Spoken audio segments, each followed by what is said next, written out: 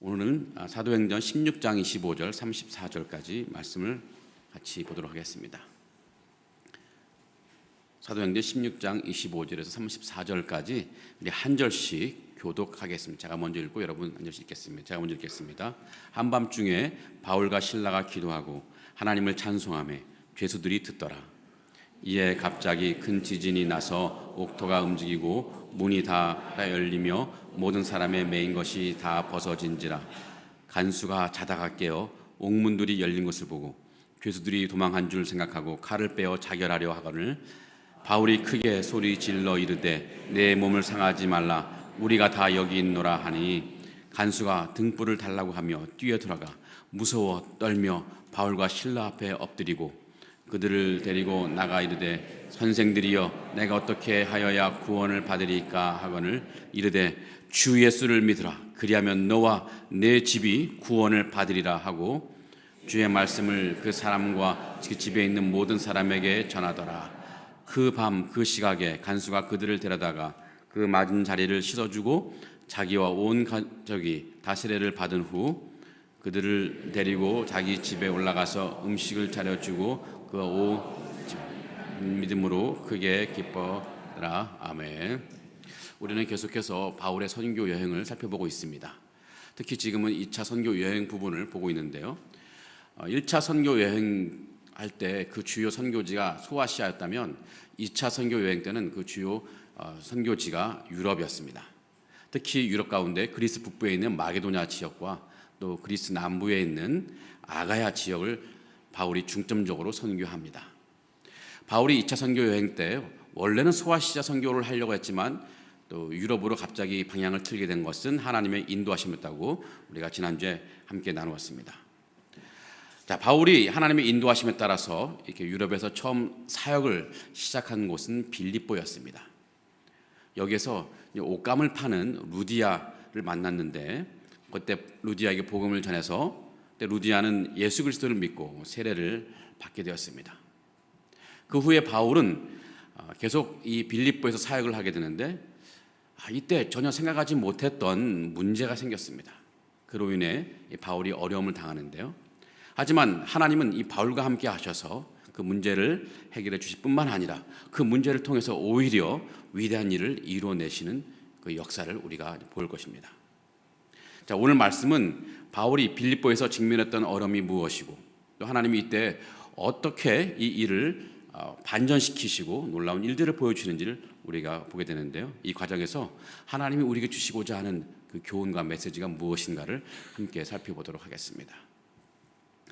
자, 바울이 빌립보에서 사역하는 동안 굉장히 큰 어려움을 만났습니다. 사실 오늘 본문 내용은 우리 읽지 않았지만 16장 16절부터 시작됩니다. 그래서 오늘 우리가 읽은 거는 25절부터 읽었지만 우리가 지금 읽은 본문은 바울이 감옥에 갇혀 있을 때 어떤 일이 일어났는가를 설명하고 있다면 오늘 본문 앞에 나와 있는 16절부터 24절까지는 바울이 왜 감옥에 갇혔는지를 또 설명해 주고 있습니다. 자, 먼저 바울이 왜 감옥에 갇히게 되었는지를 한번 살펴보는 것이 좋을 것 같습니다. 자, 바울이 빌립보 감옥에 갇히게 되었는데 문제의 발단은 귀신 들린 여종 때문이었습니다. 바울이 이 빌립보에서 복음을 전할 때 사역을 할 때 좀 황당한 일이 발생했습니다. 이 바울이 빌립보 어디를 가더라도 어떤 귀신 들린 여자가 계속 졸졸 따라다닙니다. 그것도 하루 이틀이 아니고 매일매일 따라다니는 거예요. 여러분 한번 가만히 상상해 보시기 바랍니다. 그냥 평범한 여자가 아니라 귀신 들린 여자가 계속 여러분을 따라다닙니다. 여러분이 집에 들어가면 문 밖에서 기다리고 있어요. 그러다가 이제 집에서 나와서 며칠이라도 하면 계속 따라다닙니다. 카페에 앉아서 커피를 마시고 있는데 저 앞자리에 앉아서 그 귀신 들린 여자가 커피를 마시고 있어요. 그리고 나를 쳐다봐요. 얼마나 섬뜩할까요? 더 큰 문제는 그 귀신 들린 여자가 소리를 지르며 따라와 다닌다는 것이 있습니다. 소리라기보다는 어쩌면 괴성이었을 것 같습니다. 그 여자가 뭐라고 괴성을 지르냐면 두 가지인데요. 첫째는 저 바울 일행은 하나님이 보내주신 사람들입니다. 이렇게 외치고 둘째는요. 저 바울 일행은 구원의 복음을 전하는 사람들입니다. 이렇게 외치는 거예요. 물론 말은 맞는 말이죠.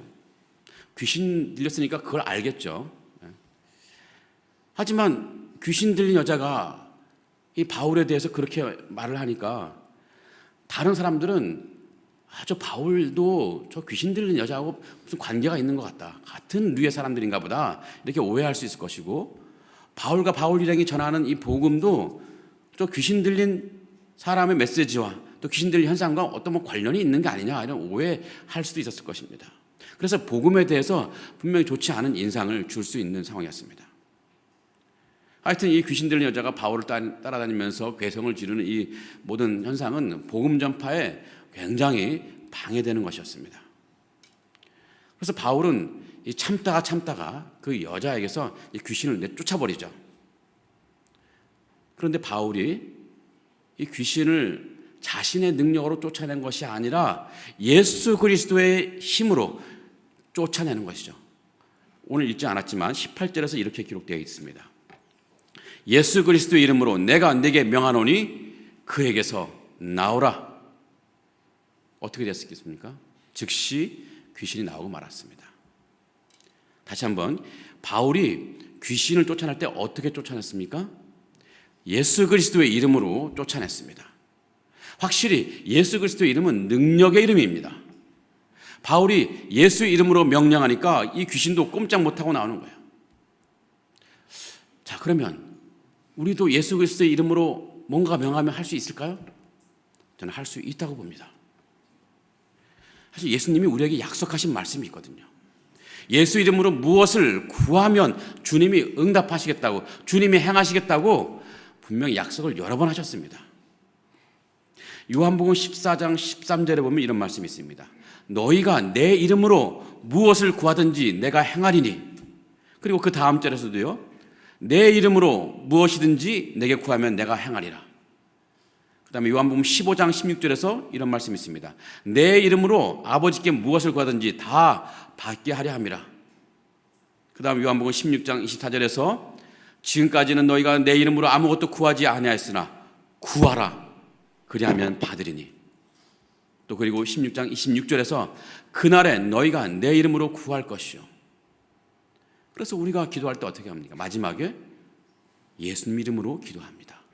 이건 굉장히 강력한 말씀이고 구호입니다. 자, 우리가 근데 왜 예수 이름으로 기도해야 되고 또 예수의 이름으로 우리가 하나님께 구할 때 주님은 행하시겠다고 약속하신 걸까요? 그것은 모든 능력의 원천은 하나님이시기 때문입니다. 모든 능력은 하나님에게서 나옵니다. 자, 그런데 우리는 하나님의 능력을 구할 자격이 사실 원래 없습니다.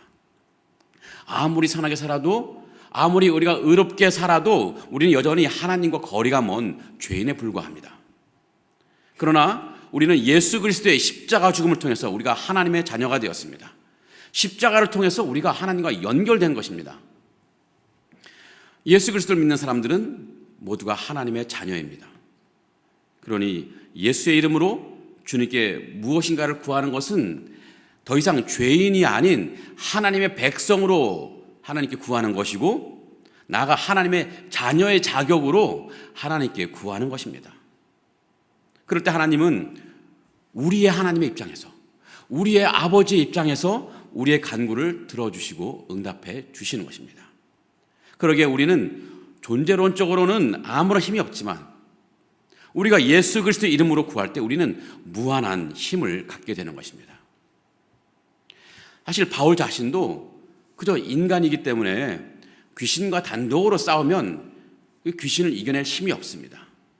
하지만 바울이 예수 그리스도의 이름으로 구할 때, 예수 그리스도의 이름으로 마귀를 대적할 때 하나님의 능력이 바울과 함께 하셔서 귀신을 넉넉히 물리칠 수 있는 것입니다.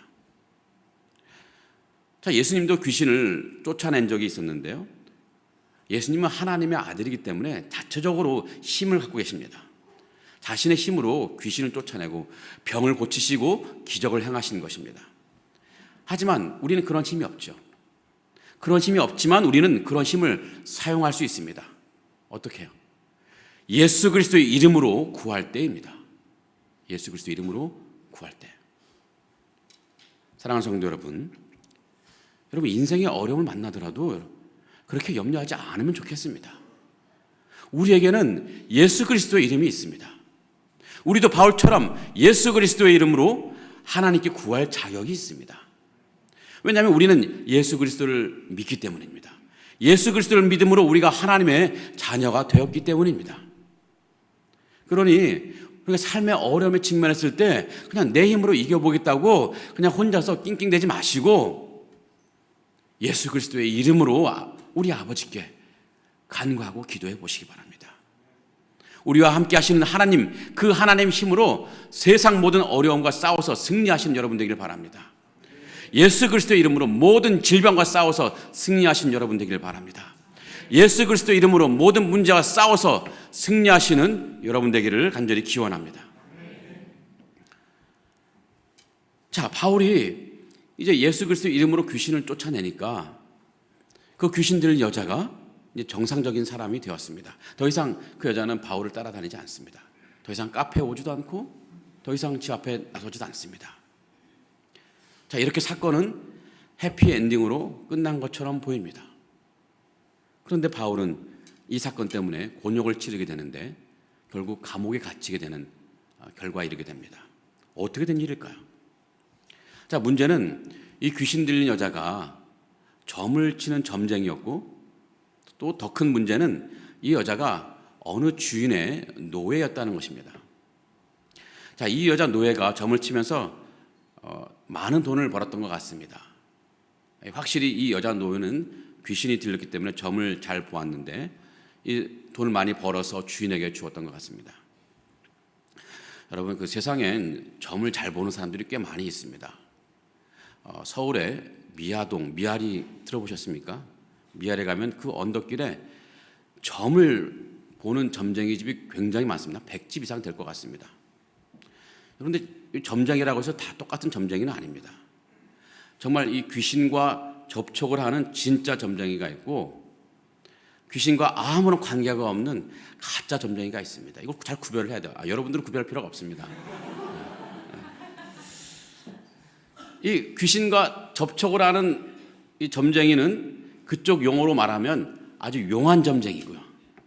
우리 쪽 용어로 말하면 뭐겠습니까? 예언의 은사가 있는 사람이고요.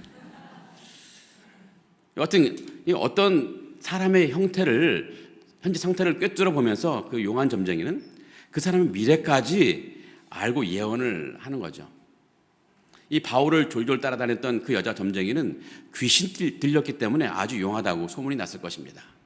그래서 많은 사람들이 돈을 막 가지고 와서 내 점괘 좀 봐달라고 이렇게 했겠죠. 그래서 돈을 많이 벌었을 텐데 그 돈을 누가 가져가냐 하면은 다 주인이 가져가는 거예요. 그러니까 주인이 얼마나 이 노예 때문에 돈을 많이 벌고 또 좋았겠습니까? 그런데 바울이 그 여자에게서 그만 귀신을 쫓아내버렸어요.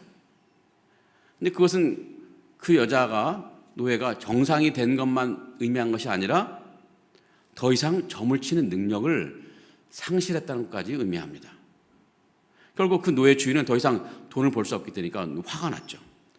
그래서 이제 노예 주인은 바울 일행을 고발했는데 사실 뭐 귀신을 쫓아냈다고 고발할 명분이 안 되기 때문에 이 빌립보 성원을 요란하게 만들었고 또 이상한 풍속을 퍼뜨렸다라는 명분으로 당국자에게 고발을 했습니다. 이 빌립보를 책임지고 있는 이 당국자 관리는 이 고발을 받아들여서 결국 바울을 고문한 다음에 바울 일행을 감옥에 가두어 버렸습니다. 이렇게 이제 바울 일행이 감옥에 들어가게 됐는데 그냥 감옥이 아니라 아주 깊은 감옥이라고 되어 있습니다. 빠져나올 수가 없는 감옥. 그리고 이 발에 착고가 차여져 있다고 말합니다. 이 두 발을 나무 형틀에 묶어서 움직이지 못하게 하는 것입니다. 그러니까 탈옥을 꿈도 꿀 수 없죠. 자, 깊은 감옥 또 착고에 발에 매여 있으니 더 이상 바울은 어떻게 될 것일까요? 앞으로 선교 사역을 할 수 있을까요? 여기까지 선교 사역은 마무리되고 마는 것일까요? 그렇지 않습니다. 그렇지 않은 이유가 있습니다. 왜냐하면 바울에게는 예수 그리스도의 이름이 있기 때문입니다. 그래서 바울은 하나님께 기도하고 찬송합니다. 예수의 이름으로 이 문제를 해결해달라고 기도했겠죠. 그리고 하나님은 그 기도를 들으시고 이제 역사를 시작하십니다. 어떤 일이 일어났습니까? 갑자기 그 옥터에, 감옥터에 큰 지진이 일어나고 땅이 흔들리고 잠겨졌던 죄송합니다. 감옥문이 다 열려졌어요. 그리고 발에 찼던 이 착고 다 풀려지게 되었습니다. 하나님은 이 바울과 함께 하셨던 것입니다. 그래서 바울이 기도하고 찬양할 때 바울의 길을 가로막은 모든 것을 해결해 주셨습니다. 예수 그리스도의 이름으로 모든 것을 구할 때 하나님은 바울의 모든 문제를 해결해 주셨던 것입니다. 성도 여러분, 다시 한번 말씀드립니다. 인생의 어려움을 찾아올 때 우리는 낙심할 필요가 없습니다.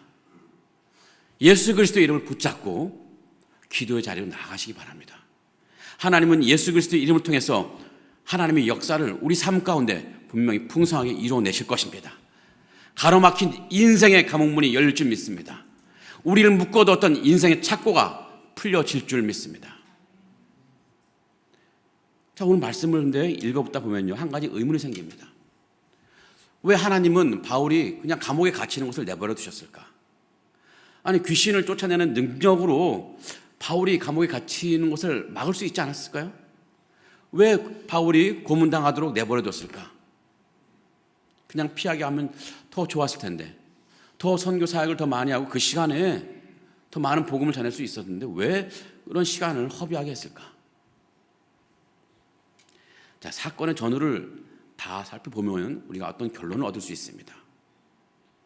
바울이 감옥에 간 이유는 그 귀신 들린 여자에게서 귀신을 쫓아낸 그 이유 때문이기도 하고, 그 여자 노예의 주인의 고발이 있었기 때문이기도 하지만, 바울이 그 감옥에 가야 했던 또 다른 이유가 있습니다. 그것은 그 감옥에 구원받아야 할 영혼이 있었기 때문이었습니다. 하나님은 이 빌립보 감옥의 간수와 그 가족을 구원시키려고 바울을 그 감옥에 보낸 것입니다. 자, 바울이 여하튼 감옥에서 기도하고 찬송할 때 큰 지진이 일어났습니다. 하나님이 바울과 함께 일하신다는 증거고, 하나님이 바울의 이 선교 사역에 개입하신다는 증거입니다.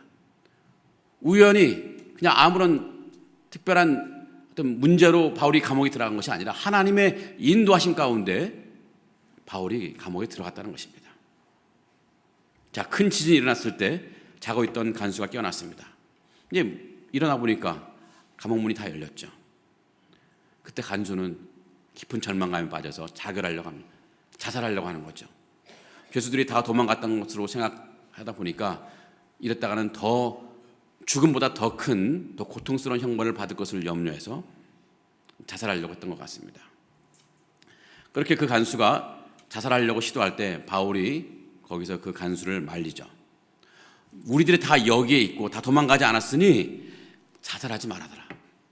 실제로 아무도 감옥 밖을 나가지 않았고 다 그 감옥에 있었습니다.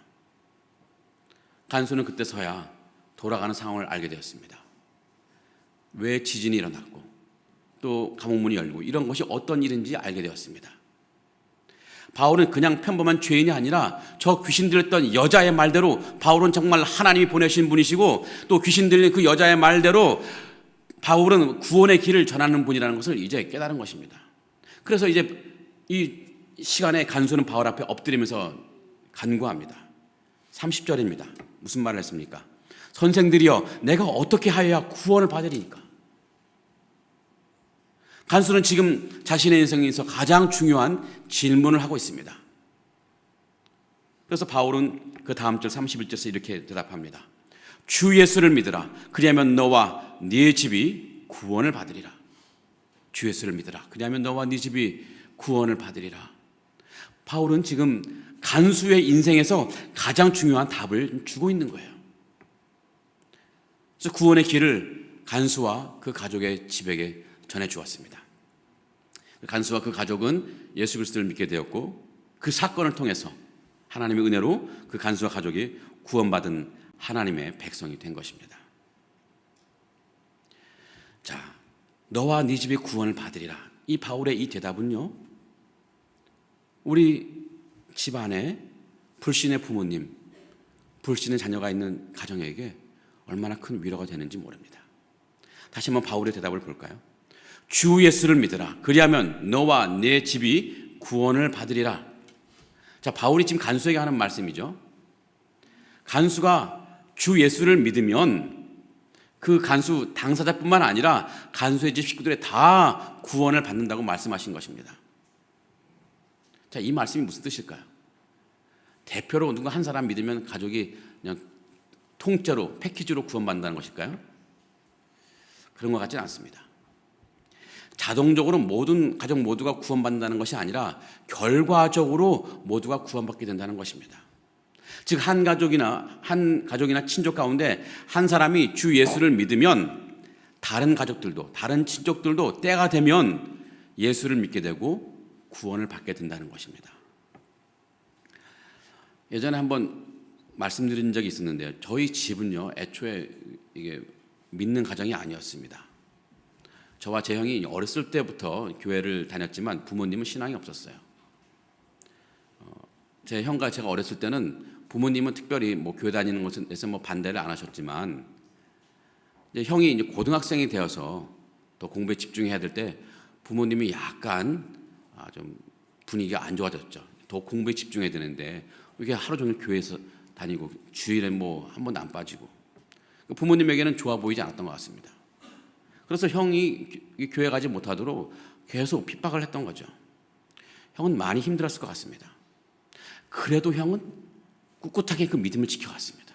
핍박이 있어도 어려움 당해도 심지어 이 차비가 없어가지고 교회가 1시간 동안 걸어가면 1시간 걸리는 거리인데 거기까지 걸어 다녔어요. 근데 이게 중요한 것 같아요. 힘든 시간이 와도 믿음의 핍박이 온다 할지라도 믿음을 꿋꿋하게 지켜나가는 것이 너무너무 중요합니다. 하나님은 그 믿음을 지켜보고 계시거든요. 근데 이제 때가 되니까 하나님은 주 예수를 믿으라. 그리하면 너와 네 집이 구원을 받으리라. 이 약속의 말씀을 우리 집에 실천해 주셨습니다. 하나님은 때가 되니까 저희 부모님의 삶에 개입하신 것입니다. 어머니가 나중에 심각한 병을 앓게 되었는데 그때 뭐 가정 형편이 어려웠는지 뭐 치료할 아직 의술이 발달 안 되었는지 모르겠지만 제가 어려서 잘 몰랐던 거죠. 어머니는 더 이상 살 수 없는 지경에 이르렀습니다. 자, 그러던 어느 날 절망 속에 계셨을 때 어느 날 우리 어머니가 시장에 가셔서 채석 가게에 들렀는데 그 채석 가게 또 주인이 어떤 교회 권사님이셨습니다. 그 권사님의 권유로 교회를 처음 나가게 됐죠. 그런데요, 교회 나가신 지 얼마 안 되어서 그 어머니가 병에서 완전히 회복되었습니다. 1979년도의 일인데 지금도 어머니는 살아계십니다. 하나님은 어머님의 병을 통해 부모님을 교회로 이끄셨는데 저는 이 모든 과정을 나중에 보니까 이것은 형의 믿음을 통해서 하나님이 역사하신 것이구나. 형의 굳센 믿음을 통해서 하나님이 너와 네 집이 구원을 얻게 된다는 그 약속을 지키신 것이구나. 이것을 알게 된 거죠. 하나님 저희 형의 믿음을 보시고 형을 통해서 믿음이 가족에게 흘러가게 하신 것입니다. 주 예수를 믿으라. 너와 네 집이 구원을 받겠다는 약속을 이루어 주신 것입니다. 한편 우리 집 부모님 역시 형과 비슷한 길을 걸었습니다. 이 어머니가 병에서 이제 회복되니까 놀라운 은혜 받으니까 부모님은 이제 아주 격한 믿음을 갖게 되었습니다. 와, 정말 격한 믿음이에요. 격한 믿음이 좋을 것 같아요. 정말 뭐 모든 예배 안 빠지시고 새벽 예배 안 빠지시고 정말 하나님 뜻대로. 그러다가 이제 문제가 생겼습니다. 이 아버지가 장손이셨는데 제사를 지내는 문제로 친척들과 갈등이 빚어진 것입니다. 의견이 충돌되다 보니까 다른 친척들은 아무도 교회 다니는 사람이 없었어요.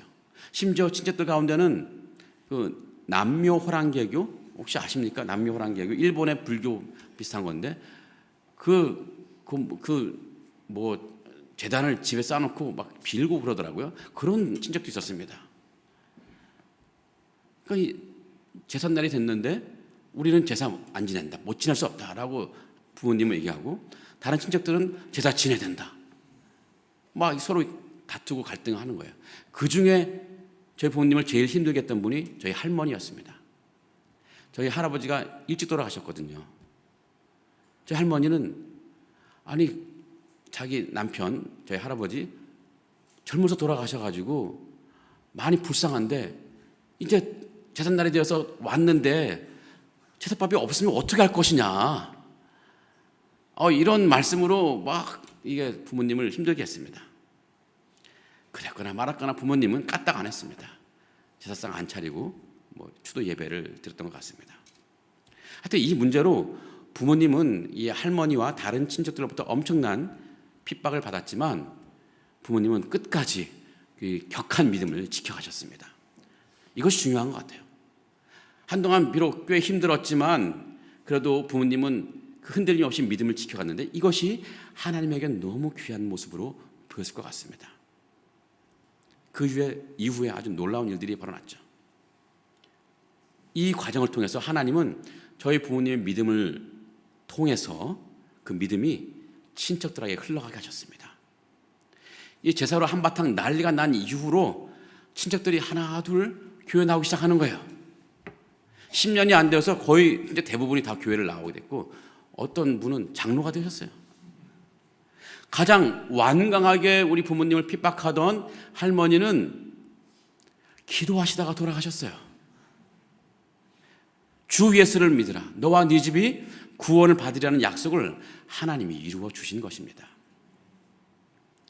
자, 그런데요, 제가 이제 우리 집의 구원 역사를 뒤돌아보면서 중요한 것 하나를 이제 깨달은 것이 있습니다. 이미 말씀드린 것이긴 하지만 그 가족, 그 친족의 첫 번째 믿는 사람, 믿음을 그 가족과 그 친족에 가져오게 하는 첫 번째 그 사람이 너무너무 중요해요.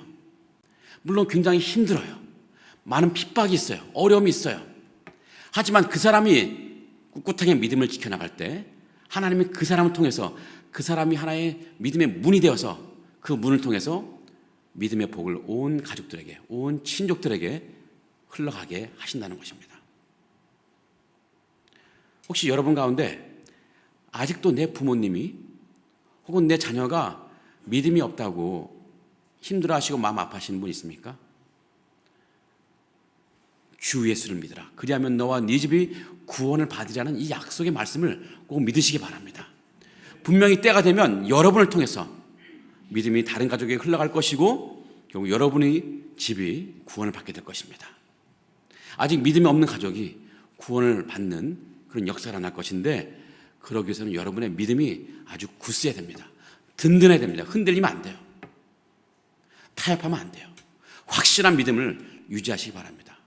하나님은 그 믿음을 통해서 온 가족에게, 온 친척에게 믿음을 흘려내 보내실 것입니다. 자, 한편 저는 이 오늘 말씀에서 바울이 이 빌립보 감옥에서 그냥 신세 한탄하며 시간을 보내지 않고 또 탈옥할 궁리를 하지 않고 그 현실에서 그 복음을 전한 사건 이 모습을 볼 때마다 그 간수에게 복음을 전하고 찬송하고 기도하는 이 모습을 볼 때마다 이전 교회의 어떤 집사님이 생각납니다. 그 집사님은 제가 맡고 있던 교구의 순장님이셨습니다. 남자 순장님이셨는데요.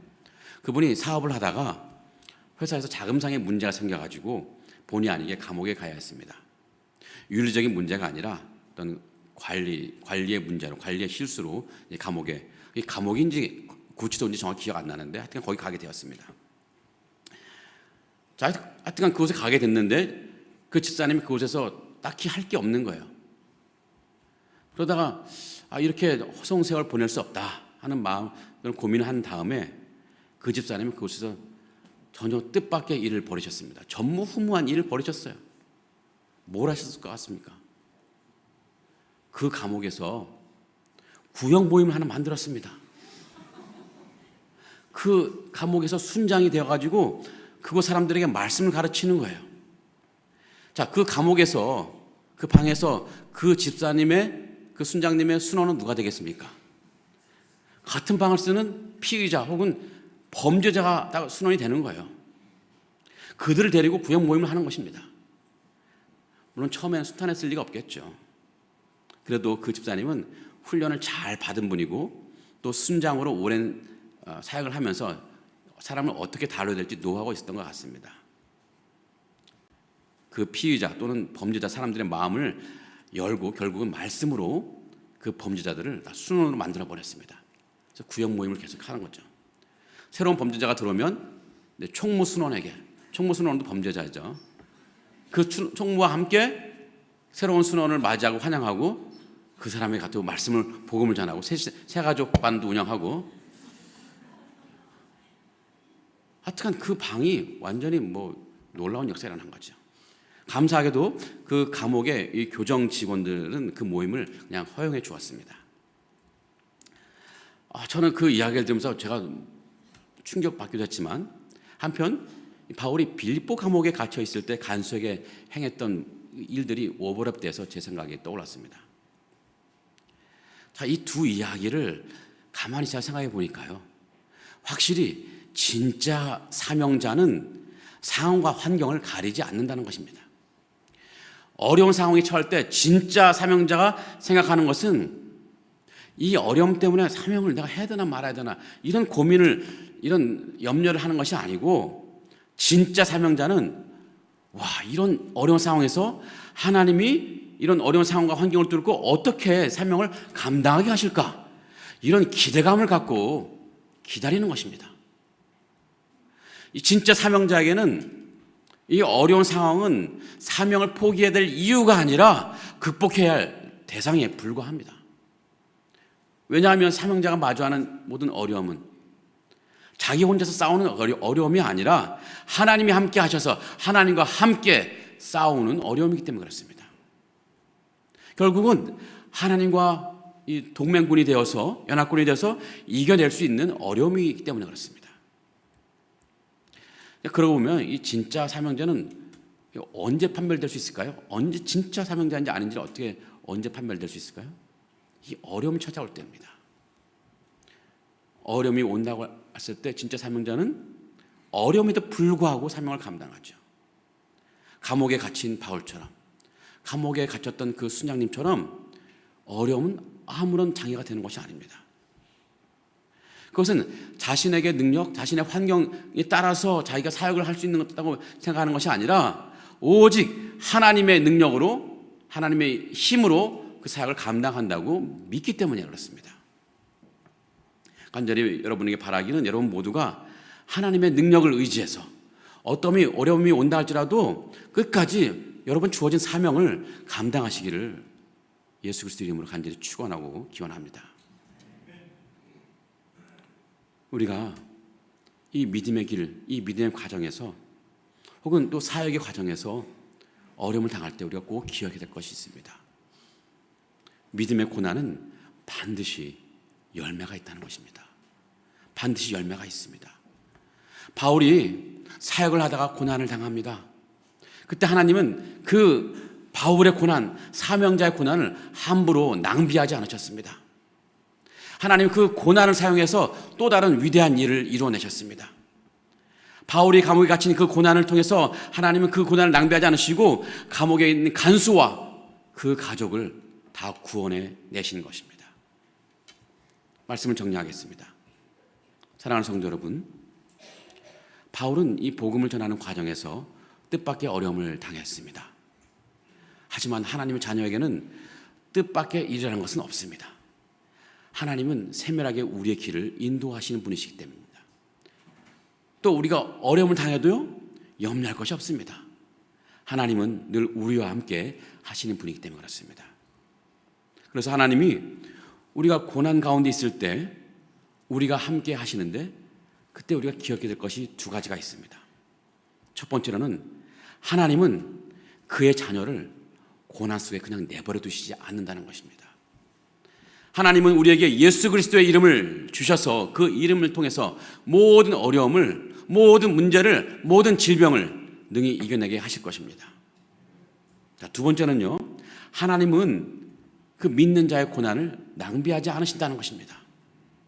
믿는 자의 고난을 통해서, 사명자의 고난을 통해서 분명히 놀라운 귀한 역사를 이루어내시는 것입니다. 그러니 사랑하는 성도 여러분, 믿음의 길을 가는 동안 혹은 사역의 길을 가는 동안 고난을 당할 때 더욱 굳게 믿음의 길을 가시기 바랍니다. 더 굳게 사명의 길을 가시기 바랍니다. 예수의 이름으로 모든 문제가 물리치게 되고 또 하나님이 이루어내실 영광스러운 역사를 여러분 목격하게 될 것이고 증거하는 여러분이 될 것입니다. 그런 축복이 여러분에게 임하기를 간절히 기원하고 축복합니다. 다 같이 일어나셔서 찬양하시고 같이 기도하도록 하겠습니다. 여기에 모인 우리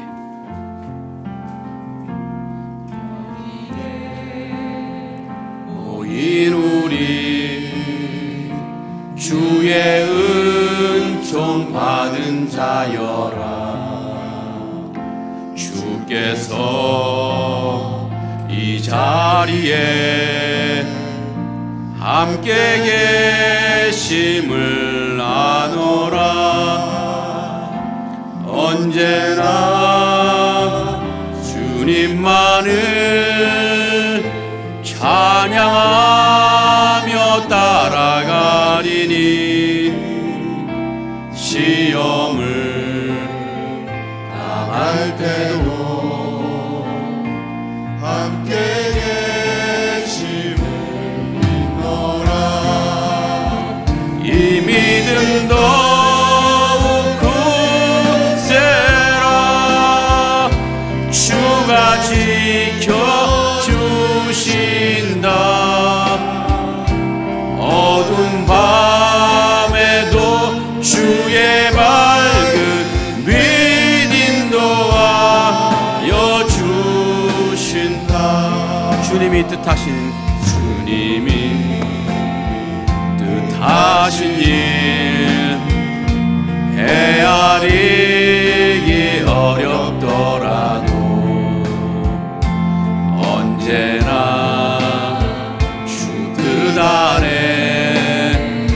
내가 있음을 아노라. 사랑의 말씀들이 나를 더욱 새롭게 하니 때로는 넘어져도 최후 승리를 믿노라매.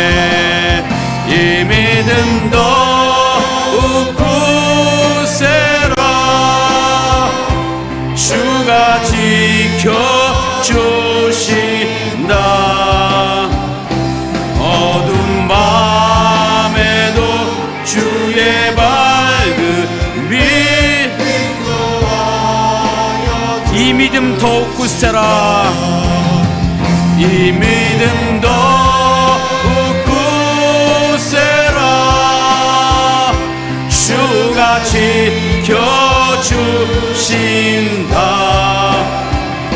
어두운 밤에도 주의 밝은 빛 인도하여 주신다. 굳센 믿음으로 살아가신 여러분 되기를 간절히 기원하고 축복합니다. 우리 하신 기도 제목 같이 읽고 같이 기도하도록 하겠습니다. 시작. 믿음의 길에서 어려움이 찾아올 때 하나님이 우리와 함께 하심을 믿고 예수 그리스도의 이름으로 그 어려움 이겨내게 하옵소서. 아멘. 우리에게 찾아온 고난을 통해 하나님이 큰 역사를 이루실 것을 기대하며 더욱 굳센 믿음 위에 서게 하옵소서. 아멘. 상하이 한인연합교회가 늘 하나님과 함께함으로 이 시대 이곳에서 하나님의 뜻이 이루어지는 통로로 쓰임받게 하옵소서. 아멘. 이런 기도 제목을 가지고 저를 따라 한번 주님 부르시고 기도하겠습니다. 주여 은혜를 주옵소서. 주여 은혜를 주옵소서. 같이 기도하겠습니다. 살아계신 하나님 감사합니다. 주님의 이름을 찬양합니다. 어떤 아버지의 상황에서도 예수 그리스도의 이름으로 우리가 승리할 줄 믿습니다. 우리에게 예수 그리스도의 이름을 주신 것을 감사드립니다. 하나님 주님을 찬양합니다. 아버지 주님 앞에 모든 문제에 다 맡겨놓고 주님께 나아갈 수 있도록 우리를 인도해 주시옵소서. 하나님, 삶의 모든 어려움이 온다 할지라도 낙심하거나 두려워할 것이 아니라 오직 주님께서 주신 예수 그리스도 이름으로 문제를 이겨내게 하여 주시옵소서. 예수 그리스도 이름 붙잡고 기도자로 나갈 때 하나님 주의 능력이 우리의 능력이 될지 믿습니다. 우리 아버지 되신 하나님께서 예수 그리스도 이름을 통하여 우리 삶 가운데 우리 하나님 뜻을 펴실 줄 믿습니다. 그 믿음으로 세상을 이기며 살게 하여 주시옵소서. 우리가 세상의 살아갈 동안에 그 사명자임을 늘 기억하게 하여 주시옵소서. 사명을 감당할 때 어려움이 온다 할지라도 내 형편과 상황을 따지기보다는 하나님께서 우리를 통해 이루실 위대한 일을 바라보며 힘들다 할지라도 이 사명을 붙들고 나아갈 수 있는 우리 인생 되게 하여 주시옵소서. 최선을 다해 감당한 우리가 되게 하여 주시옵소서. 어떤 상황 속에서 우리 예수 이름 묻지 않게 하시고 예수 이름으로 주어진 사명을 넉넉히 감당한 우리가 되게 하여 주시옵소서. 우리 가족 가운데 아직 구원의 길에 서지 못한 가정이 있다면 주여 불쌍히 여기시고 아버지 언젠가 때가 되면 우리의 굳센 믿음을 통해 그들이 믿음에 올라갈 수 있게 될 줄 믿습니다. 우리의 굳센 믿음을 주시고 복음을 전하는 담대함을 우리에게 허락해 주시옵소서. 우리 상하이 하나님께 더욱 은혜 주시고 세상을 변화시키는 아버지 세상에게 목적한 뜻을 이루는 구원의 방제를 수도 인도해 주시옵소서. 상황이 쉽지 않을 때 하나님 우리도 더 굳센 믿음으로 주님께 나아가서 주님의 힘을 얻고 주님의 능력으로 주님 뜻을 이루는 교회가 될 수 있도록 축복해 주시옵소서. 오직 주님의 은혜 감사하게 하여 주시옵소서. 우리와 함께 하시는 능력의 하나님, 하나님이 우리와 함께 계시기 때문에 우리가 어떤 상황에서도 어떤 문제에서도 이겨내고 승리할 줄 믿습니다. 그렇게 승리로 이끄실 주님을 찬양합니다. 이제 우리 삶에 어떤 어려움이 온다 할지라도 우리가 두려워하거나 낙심하지 않게 하시고 우리에게 주신 예수 그리스도의 이름으로 모든 문제를 이겨내게 하여 주시옵소서. 예수 그리스도의 이름을 붙잡고 기도 자리로 나아갈 때 주님의 능력이 우리의 능력이 될 줄 믿습니다. 우리 아버지 되신 하나님께서 예수 그리스도의 이름을 통하여 우리 삶 가운데 주님의 뜻을 펼쳐내실 줄 믿습니다. 그 믿음으로 우리가 이 세상을 이기며 살게 하여 주시옵소서.